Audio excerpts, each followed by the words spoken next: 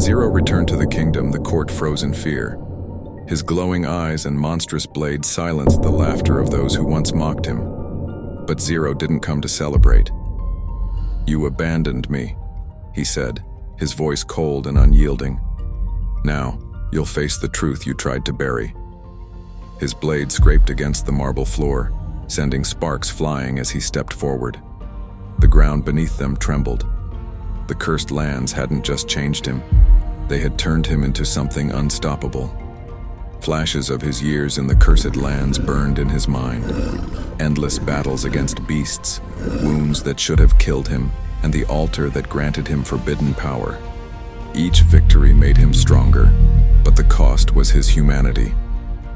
For 10 years, Zero fought alone, becoming a force of nature. Now he stood before the kingdom that had thrown him away. The air grew heavy, and shadows began to seep into the throne room.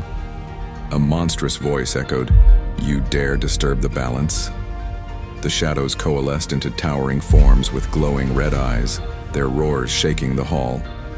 The court panicked, their cries filling the room as guards stepped back in terror.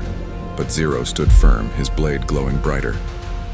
"You used me as your shield," Zero said to the king, "and now your sins have come to collect." His glowing scars pulsed with energy as he raised his weapon. The ancient force lunged forward, aiming to consume the court in a torrent of darkness.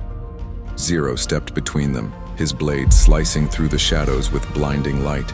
Each swing unleashed waves of energy, scattering the monstrous forms. As the ground cracked beneath his feet and his scars illuminated the darkness, Zero turned his gaze back to the king. "This time," he said, his voice low but unyielding, "I'll choose the ending." With one final strike, his blade cut through the largest shadow, its roar fading into silence. The room was still.